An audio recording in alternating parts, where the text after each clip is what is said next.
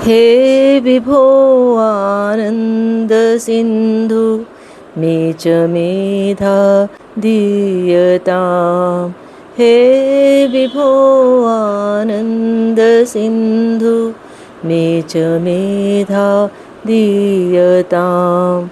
यच्च दुरितं दीनबन्धो तच्च दूरं नीयताम्।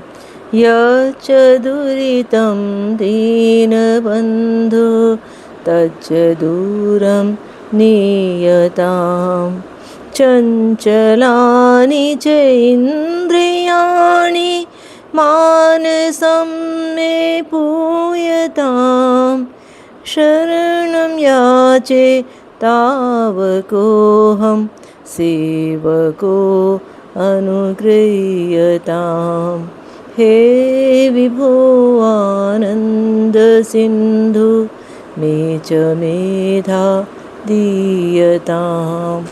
सभी को सादर नमस्ते। आज हम ऋग्वेद के एक मंत्र पर विचार करेंगे। मंत्र है ओम तमीशानं जगतस्थुष्पतिं धियं जिन्वं वसे हुमहे वयं पूषा नो यथा वेद सांसद वृधे रक्षिता पायुर्दब्धा स्वस्ति।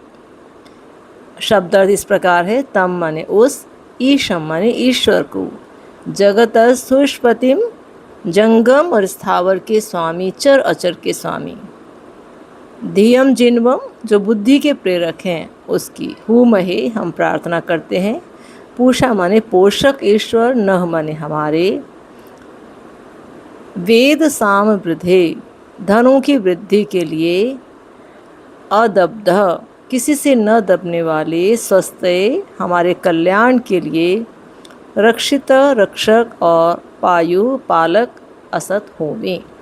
तो भगवान से प्रार्थना की है कि इस मंत्र में कि हे परमेश्वर, हे चर जगत के स्वामी, आपके उपासक हम आपसे मांगते हैं कि आप हमें आंतरिक और बाह्य सब प्रकार की सुरक्षा प्रदान कीजिए। हे प्रभु, हे परम पराक्रमी प्रभु, सामर्थ्यवान प्रभु, आप हमें आध्यात्मिक और भौतिक दोनों प्रकार की उन्नति दीजिए। हमें भौतिक ऐश्वर्य भी दीजिए और आध्यात्मिक संपन्नता भी दीजिए, आत्मिक उन्नति भी कराइए।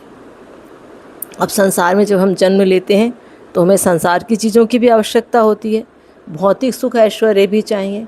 तो परमेश्वर से प्रार्थना की कि हमें भौतिक सुख समृद्धि दो, ऐश्वर्य दो, हम दीनता से न जिए, सुख से आनंद से अपना जीवन दिए, पूरा ऐश्वर्य हमें दो कि हम स्वयं भी सुख से रहें और अपने आसपास लोगों की मदद भी कर सकें। जैसा कि भक्त कहते हैं भगवान से, साईं इतना दीजिए जामे कुटुंब समाए, मैं भी भूखा ना रहूं साधु न भूखा जाए। हे भगवान, हम गृहस्थों को इतना दो कि हम अपना निर्वाह भी आनंद से कर सकें, और यदि हमारे आसपास रहने वाले कहीं अभावग्रस्त लोग हैं या कोई याचक यदि हमारे द्वार पर आता है तो उसको देने में भी हम कोई कमी ना करें। इस प्रकार और भगवान ने सचमुच में हम सबको पूरी समृद्धि, पूरा ऐश्वर्य संसार का दिया और कहा कि ये सब अपनी बुद्धि और अपने पराक्रम से प्राप्त करो, अपने पुरुषार्थ से प्राप्त करो। पुरुषार्थ तो आपको ही करना पड़ेगा, तभी आपको इस संसार के सुख और वैभव मिलेंगे। लेकिन उसके साथ साथ ही भगवान से आंतरिक शुद्धि की प्रार्थना भी की गई है।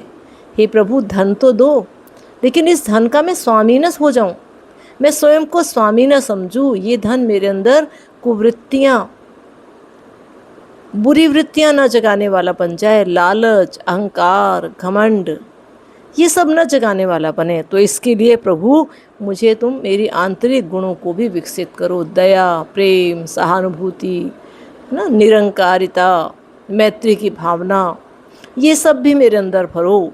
क्योंकि यदि अकेला मैं खाली धन समृद्धि को प्राप्त हुआ तो अहंकारी हो जाऊंगा और ये सब मेरे ही नाश का कारण बन जाएंगी। जैसे इतिहास में आप देखिए, रावण के पास क्या कमी थी, कितना समृद्धिशाली राजा था।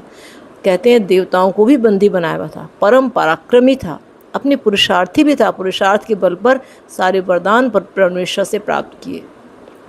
लेकिन आंतरिक शुद्धि नहीं हो पाई। अहंकार आ गया और अहंकार के वशीभूत होकर सब जगह अन्याय अत्याचार करने लगा और जिसके कारण नाश को प्राप्त हुआ। ठीक ऐसा ही कंस के साथ भी हुआ कि बहुत बड़ा राजा था, पराक्रमी था, बहादुर था, लेकिन अपने आंतरिक गुणों का विकास न करने के कारण संसार के लिए हानिकारक असामाजिक तत्व बन गया।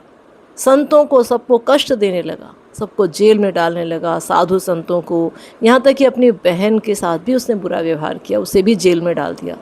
तो जब व्यक्ति की आत्मशुद्धि नहीं होती, आंतरिक गुणों का विकास नहीं होता, तब वो धन संपत्ति उसके ही नाश का कारण बन जाती है। ऐसा ही दुर्योधन के साथ भी हुआ था कि अपने ही भाइयों का शत्रु बन गया। और जब कृष्ण ने उन्हें समझाया भी कि चलो इन्हें 5 गांव दे दो, ये 5 हैं, 5 गांव ही दे दो उन्हें, राज्य सारा तुम संभाल लो, तब भी वो घमंड के कारण क्या बोला कि हे केशव, युद्ध के बिना तो मैं सुई की नोक के बराबर धरती भी नहीं दूंगा। और परिणाम क्या हुआ? युद्ध हुआ, विनाश हो गया, पूरे कौरव वंश का विनाश हो गया। तो यदि सद्गुण हमारे अंदर न आए, केवल धन ही धन आ जाए, केवल बाहरी ऐश्वर्य आ जाए और भीतर से हम खाली हो जाएं गुणों के लिए, तो फिर वो गुण हमें, वो धन, वो संपत्ति, वो ऐश्वर्य हमें सुख देने वाला नहीं होता, हमारे विनाश का ही कारण बन जाता है। कहा गया है शास्त्रों में, विद्या विवादाय धनम मदाय शक्ति परेशान पर पीड़नाय खलस्य साधो विपरीत एतत् ज्ञानाय दानाय पर रक्षणाय। ये क्या कहते हैं कि जो दुष्ट व्यक्ति होते हैं उनका, यदि उनके पास विद्या है तो वो विवाद करते फिरते हैं, सबसे लड़ते झगड़ते बहस करते घूमते हैं। यदि उनके पास धन आ जाए तो घमंड करते हैं, अभिमान करते हैं। और यदि शक्ति आ जाए तो पर पीड़ना है, वो दूसरों को दुख देते हैं, जैसे कंस देता था, जैसे रावण देता था, सबको कष्ट देते हैं, अहंकारी हो जाते हैं। और इसके विपरीत जो साधु स्वभाव का व्यक्ति है, उसके पास यदि विद्या आ जाए तो वो क्या करता है? ज्ञान बढ़ाता है अपना और उनको भी ज्ञान बांटता है। यदि धन आ जाए तो वो दान करके सबका भला करता है। और यदि उसके पास शक्ति आ जाए तो वह सबकी रक्षा करता है, सबको सुरक्षा प्रदान करता है।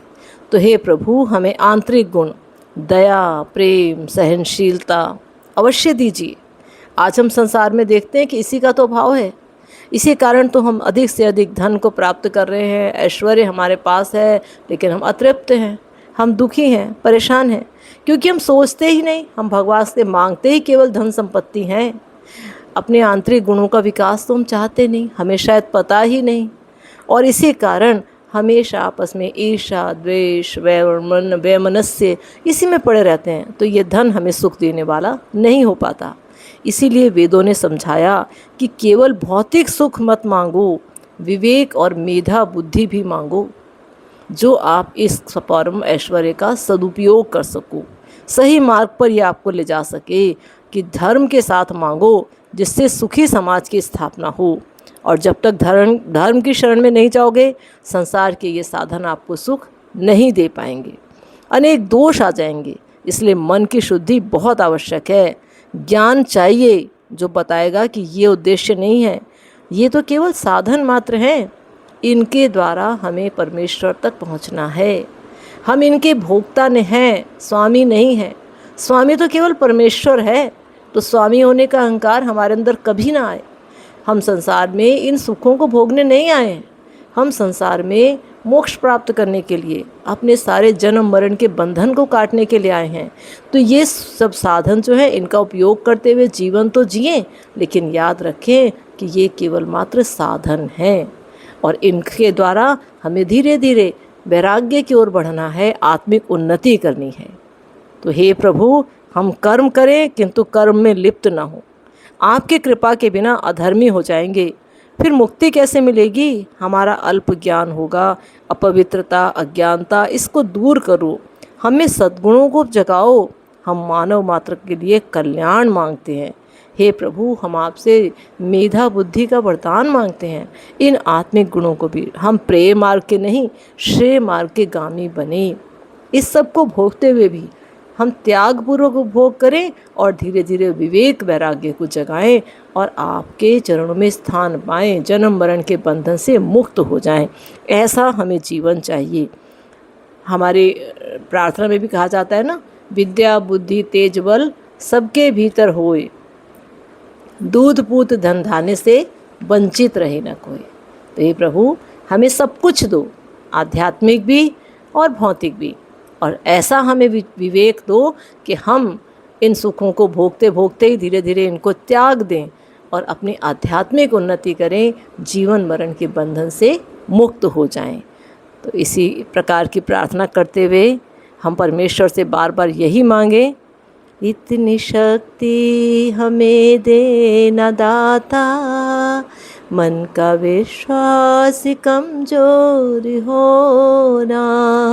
इतनी शक्ति हमें देना दाता, मन का विश्वास कमजोर होना।